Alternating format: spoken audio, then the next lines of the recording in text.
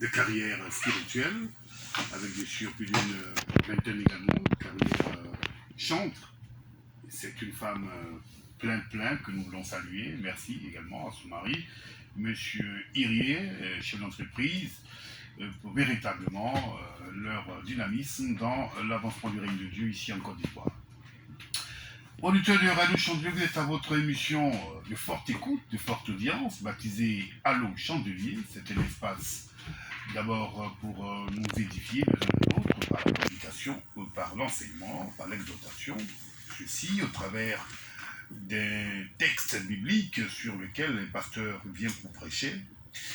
Et c'est le principe de cette émission. Moi, pour aujourd'hui, nous allons marquer ce qu'on appelle chez nous un break et recevoir de nos pasteurs, le révérend pasteur Laïman Saré, qui est le ministre chargé des religions et traditions à l'église protestante baptiste Œuvre Mission Internationale, communauté de plus de 300 000 membres, fondée par le révérend Dr Dino Robert, qui dans à peu près 3 années célébrera son 50e, ça va être un moment fort.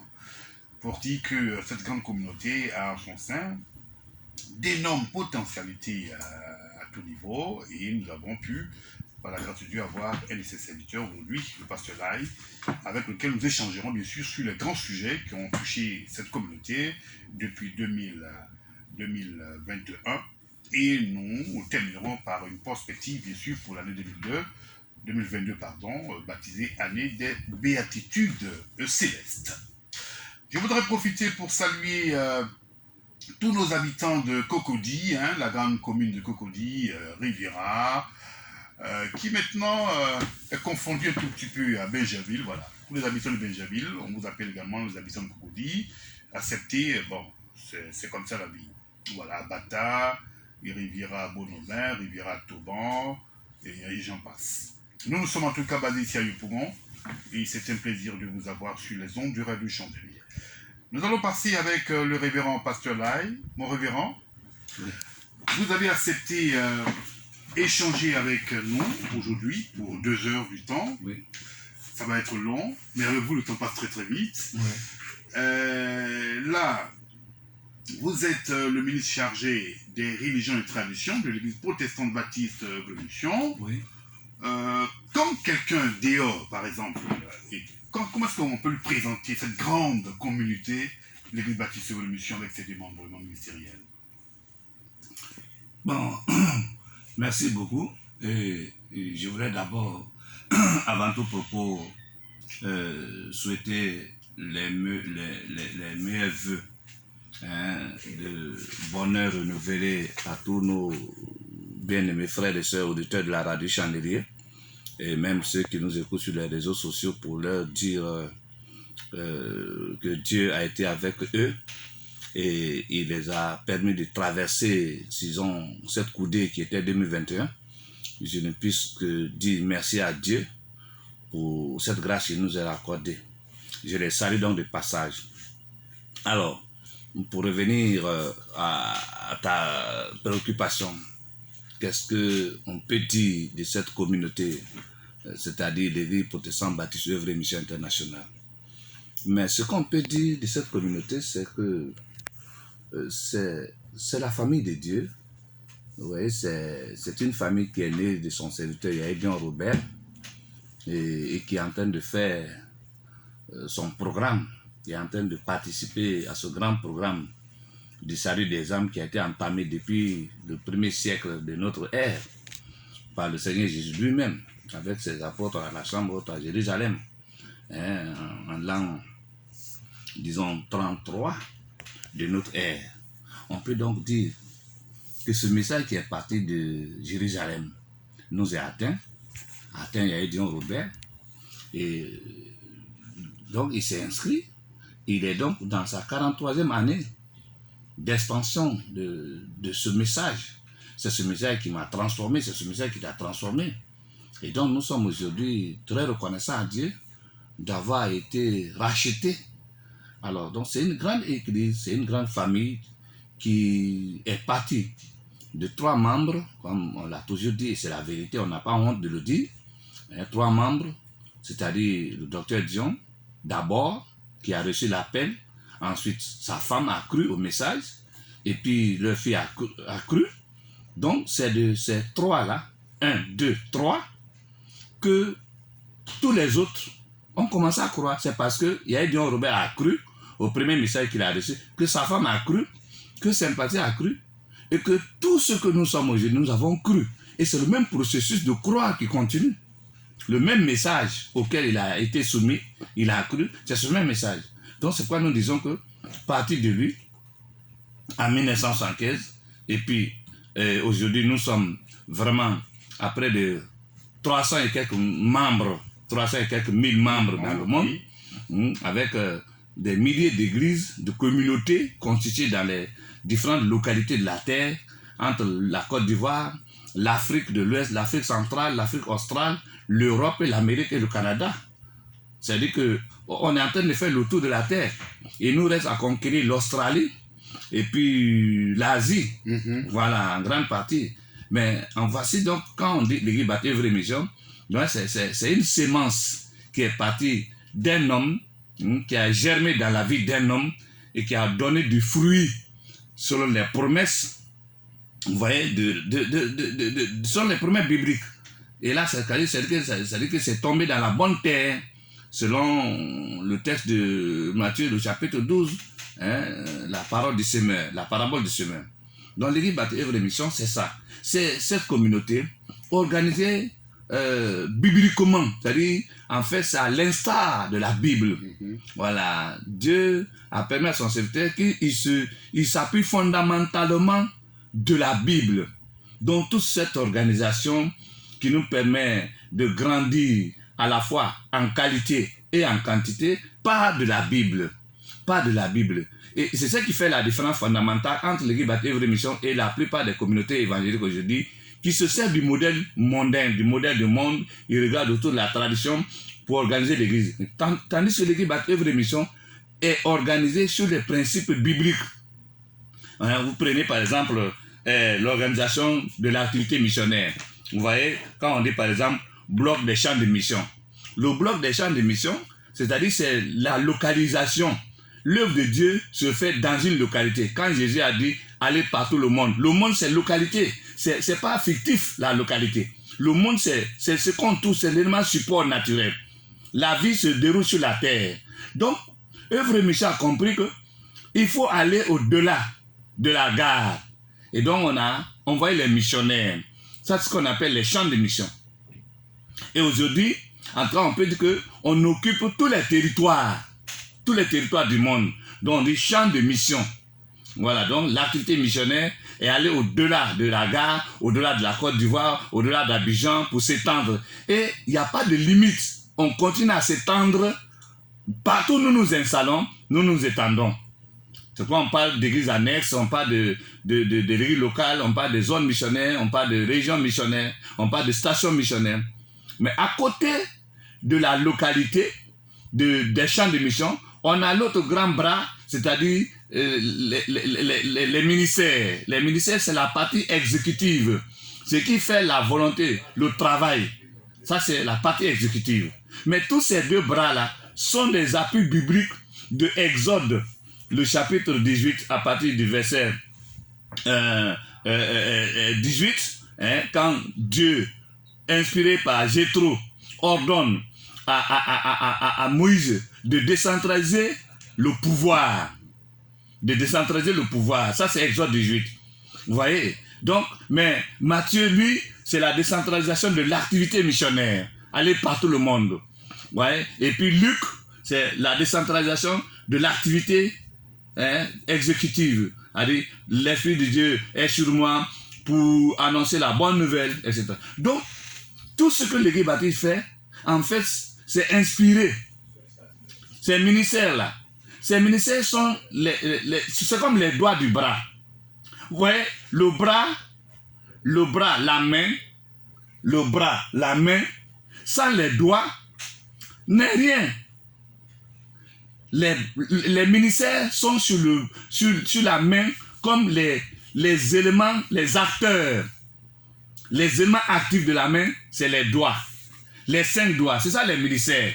Vous voyez, quand l'activité n'est pas faite par les doigts, la main est sans valeur. Donc la valeur, ce qui met la main en valeur, c'est les doigts. Donc à l'église Baptiste Vraie Mission, c'est les ministères là qui font la valeur, qui mettent l'église en valeur.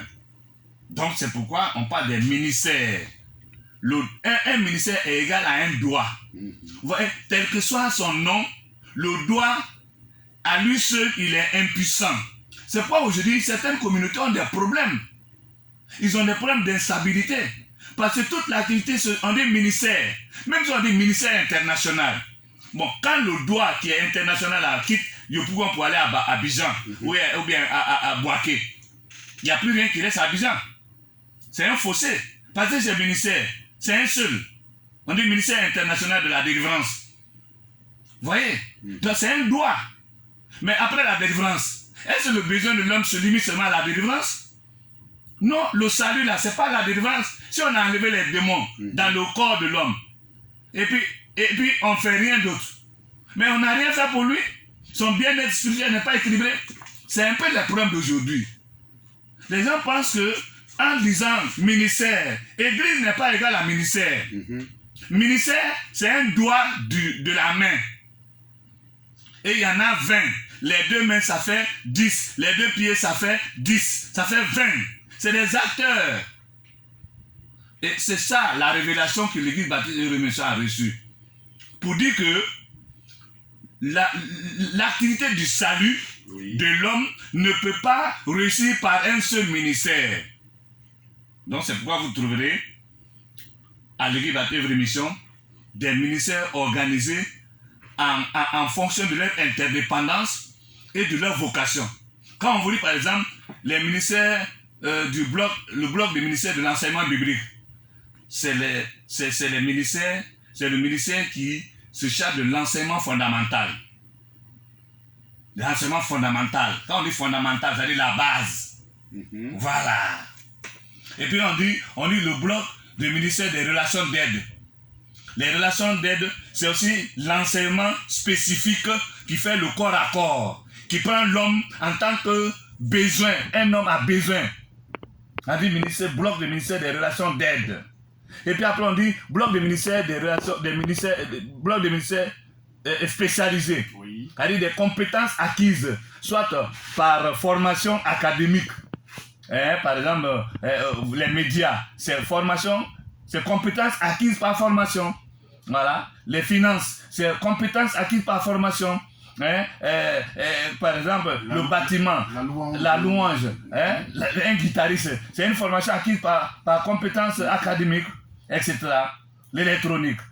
Donc, voici ce qui fait la stabilité. Quand on dit l'église Baptiste Vraie Mission, c'est ce qui fait la stabilité. Mais ils sont combien de familles chrétiennes aujourd'hui qui fonctionnent comme ça, qui ont compris que la main, sans les doigts, sans les 5 doigts, et que derrière un seul doigt dans la main, quelle que soit sa capacité, sa position, il est inutile. Qu'il soit le grand, qu'il soit le second, le troisième, le quatrième, même le dernier. Là. Il faut les 5. Donc quand aujourd'hui certains se contentent de nommer la famille de Dieu ministère international, de la louange, ou bien de l'évangélisation, ou de la puissance, ou de la résurrection, quel que soit le nom que vous allez lui donner, c'est un handicapé. C'est une activité incomplète. Et elle sera toujours incomplète. Vous n'allez pas réussir à réaliser le programme entier du salut de Dieu. Ce n'est pas possible. Parce que dans le livre de Luc au chapitre 4, à partir du verset 17, il dit « L'Esprit du Seigneur est sur moi. » Mais pour faire quoi? Pour annoncer une bonne nouvelle aux pauvres. Ça, c'est le bloc de l'évangélisation. Mais après l'évangélisation, ensuite... Mais révérend, excusez-moi de vous interrompre aussi brutalement. Alors, à partir du moment où, quel que soit le nom qu'on donne à cette entité chrétienne, ministère de délivrance ou de salut de l'humanité, vous dites que l'activité ministérielle sera peut-être handicapée. Oui. Alors, moi, la question qui m'est tout de suite, c'est de savoir si dans cette communauté, on cherche les esprits, on évangélise, on apporte l'aide aux nécessiteux, disons l'action sociale est développée. Alors, ça prend en compte tout le programme commun du Seigneur. Alors, d'où bien que pour vous, seulement au-delà du nom, ça handicape la communauté. Mais voilà, c'est ça. Parce que l'Église n'est pas égale au ministère. C'est-à-dire, ce sont des confusions. Les gens essaient de faire des choses, mais en fait, soit vous vous inscrivez dans le programme de Dieu. Le programme de Dieu, il dit, l'Église, c'est la grande famille où il y a tous les ministères en activité. Soit vous restez, comme vous êtes propriétaire, en anonymat pour dire, moi c'est ministère, c'est pas Église. Parce que l'Église, c'est ça qui est biblique. L'Église là, quand on a évangélisé, on construit l'Église. Et de l'Église maintenant, on engendre des ministères. L'activité engendre. C'est ça la mission. C'est l'Église qui envoie. Mais donc, quand vous donnez le nom, c'est le nom qui va influencer. Vous dites ministère international de l'évangélisation pour le salut. Bon, c'est le nom qui est là. C'est au singulier. Même si vous faites plusieurs choses dedans, mais c'est le singulier que tu as donné. Donc ça veut dire que c'est un élément du bras. Le ministère est un doigt du bras.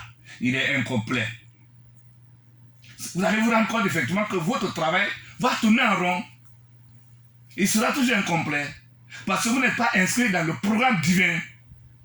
Le salut est une œuvre qui a besoin de plusieurs acteurs. C'est comme nos édifices là. Tous les édifices que les gens sont en train de construire, que ce soit un pont, que ce soit un immeuble, que ce soit même une maison basse. Minimum, vous avez combien d'acteurs? Vous avez besoin de combien d'instruments? D'un architecte, oui, d'un maçon, d'un menuisier, d'un plombier, d'un ferrailleur, d'un caroleur, d'un électricien, etc., etc. Au moins, il faut 10 à 20 personnes qui vont travailler sur l'édifice pour que ça soit un vrai. Mais le corps de l'homme, l'homme qui est appelé à aller au ciel, c'est un édifice spirituel. Et vous mettez une structure unilatérale sur pied pour la réalisation du plan de Dieu. Vous n'êtes pas en accord avec le concepteur du programme. C'est pourquoi Jésus dit, allez faire de toutes les nations. Il dit l'Église. L'Église. Il a confié cette responsabilité du salut à l'Église. À l'Église, oui. Donc, John Robert a compris que la notion de l'Église, c'est famille. Et quand on parle de famille, il y a des responsabilités partagées. Il y a le pouvoir partagé. Il y a l'honneur partagé. Et quand on refuse de partager l'honneur, c'est que ce n'est plus une famille. Si le chef de famille reste famille, lui seul, tous les honneurs, la femme sert à quoi alors? Et le premier fils, et le deuxième fils. C'est ça le problème aujourd'hui. Donc, si vous me posez la question de savoir, alors l'équipe à œuvre et mission, c'est inspiré en tout et pour tout du modèle biblique. C'est ça la famille. L'église est la famille divine. La famille, même le ciel est organisé en famille. Le ciel est organisé en famille. Bon, quand aujourd'hui les gens servent Dieu, qu'ils regardent, qu'ils s'approchent, et que ça ne leur apprend rien, ils lisent la Bible, ça leur apprend, ils restent dans leur état. Il y a des gens que nous, on a proposé, on a beaucoup de gens, on a aidé comme ça. Hein. Il y en a qui sont humbles pour accepter. Et là, on était allé dire, bon, ministère international, le vieux dit non. Ministère, là, c'est handicapé. C'est pas toi seul qui peux faire. C'est, l'église est une famille. Oui. Et c'est de la famille que sortent maintenant les ministères, c'est-à-dire l'exécutif, la partie exécutive. Mais vous ne pouvez pas être fondateur et en même temps être exécuteur de tout le reste du programme. C'est-à-dire la délivrance, l'enseignement, l'évangélisation, la cure d'âme, le féminin, la jeunesse, l'argent, la sécurité, le patrimoine, la communication. Vous êtes fondateur? Non! Il faut que vous acceptez de mourir, de décentraliser votre activité. C'est ça l'avantage de l'église Baptiste Mission. Très bien. Alors, bon, peut-être que aussi, l'une des questions, c'est de savoir relativement au nom des églises, des communautés religieuses. Je suis fondateur, j'ai reçu une révélation du Tout-Puissant, le Dieu Tout-Puissant.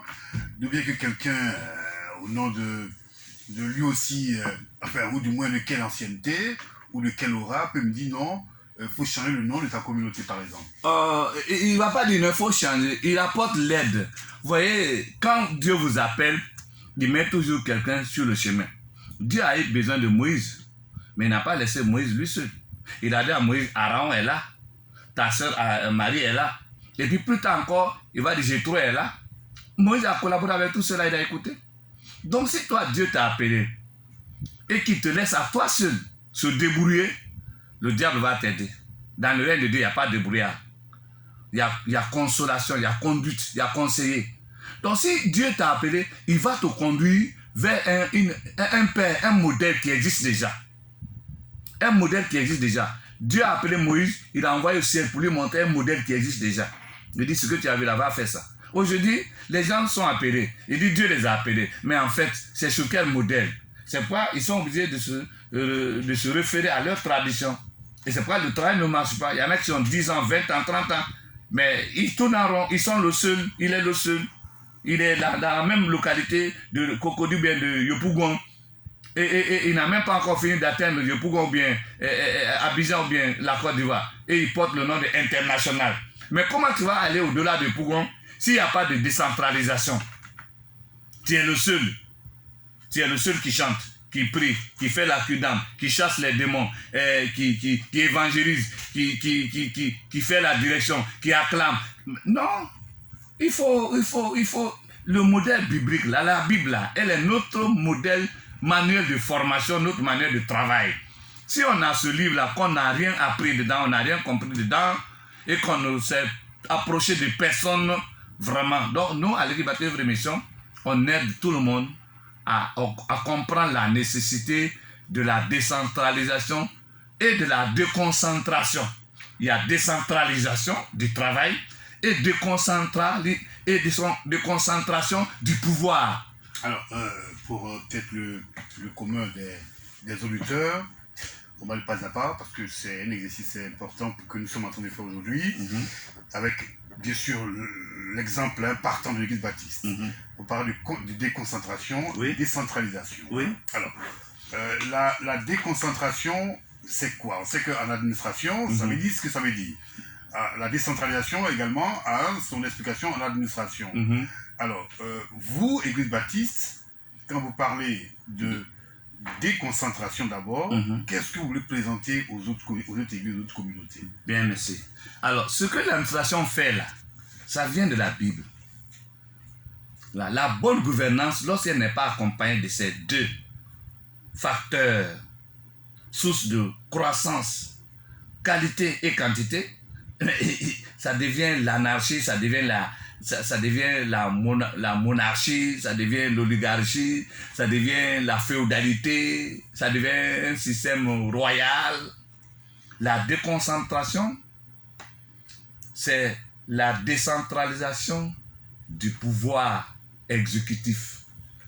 Quand on dit par exemple dans un État, on dit chef de l'État. Ça c'est la partie pouvoir.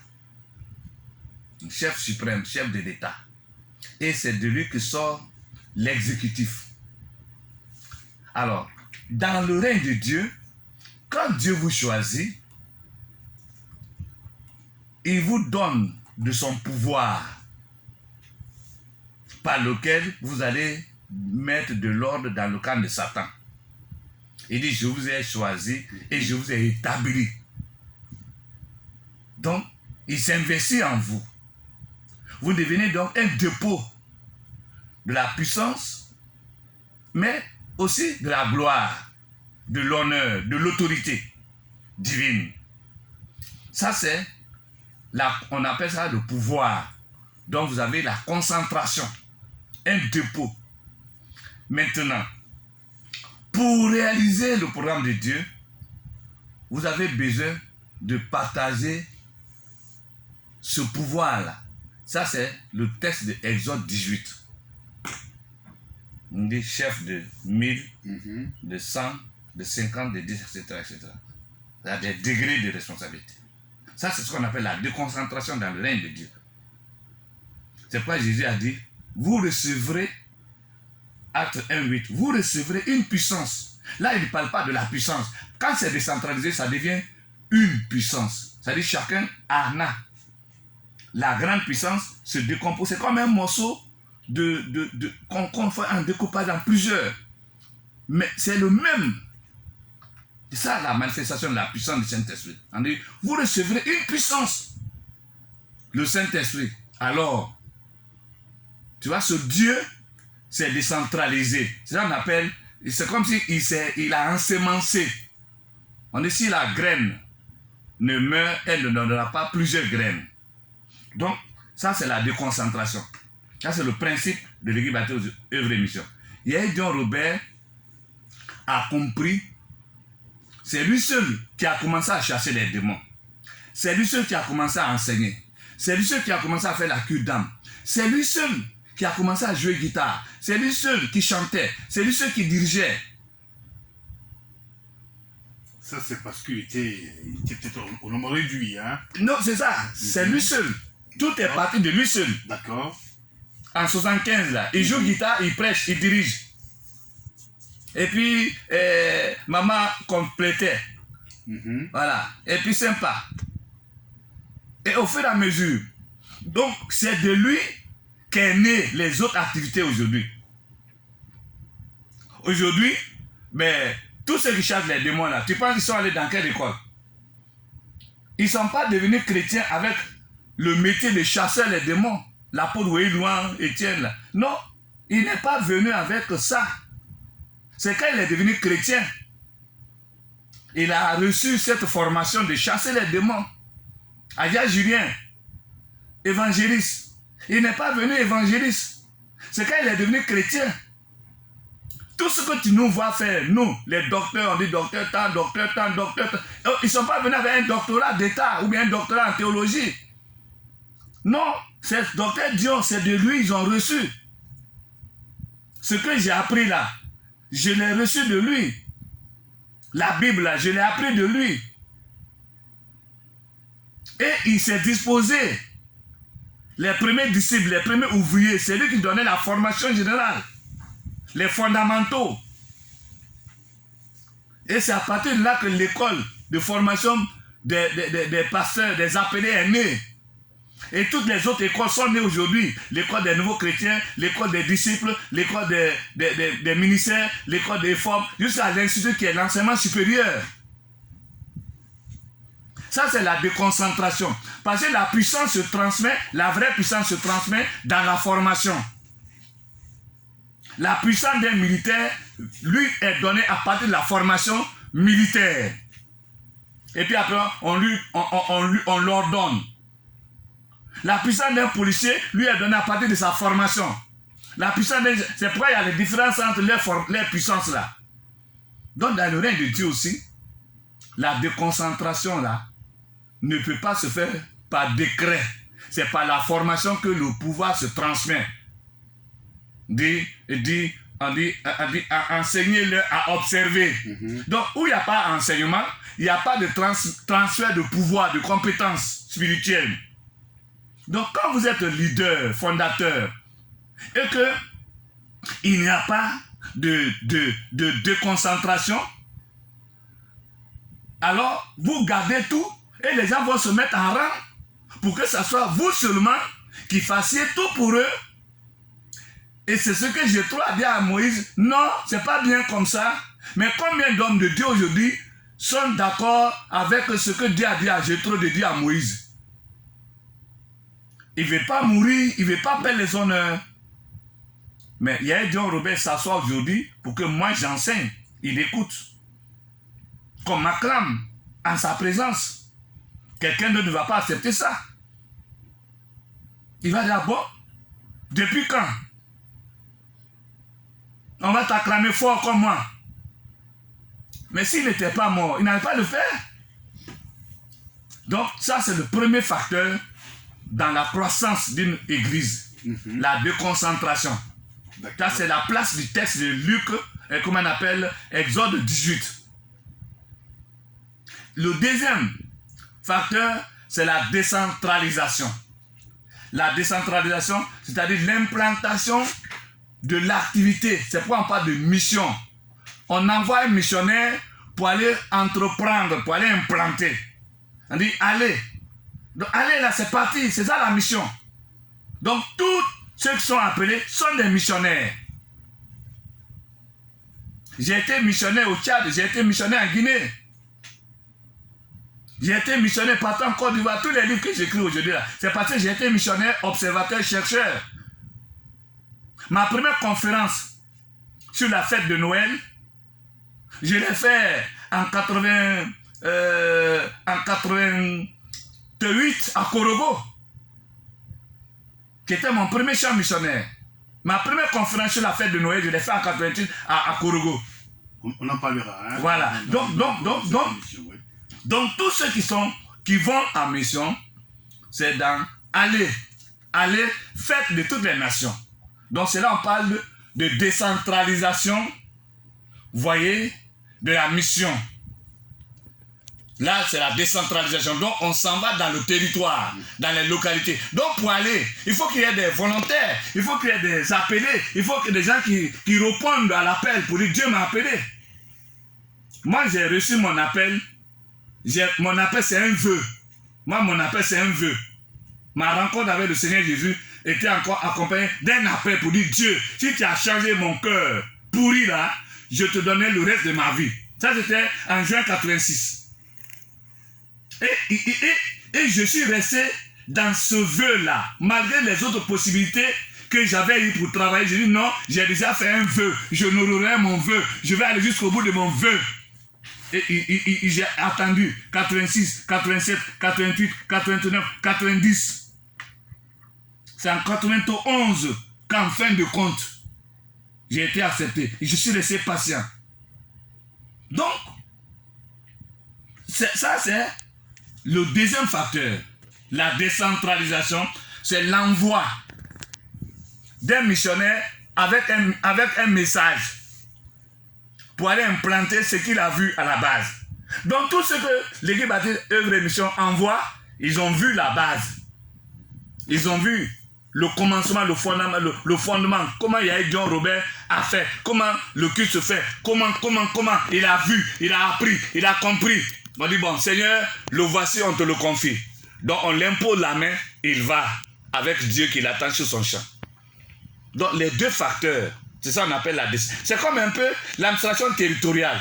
La Côte d'Ivoire est organisée en quoi? En district, en district, en région, en département, en sous-préfecture, en commune et en village. C'est le chef du village qu'on ne forme pas, qu'on n'envoie pas. C'est pourquoi on dit autorité coutumière. Mais le sous-préfet, avec tout ce qui est autour de lui, on le forme, on l'envoie en mission. Donc, le sous-préfet est un missionnaire. Le préfet est un missionnaire. Le gouverneur de région est un missionnaire. Le district, c'est un missionnaire. Donc, eux, ils occupent les territoires dans leur découpage. Et le règne de Dieu devait être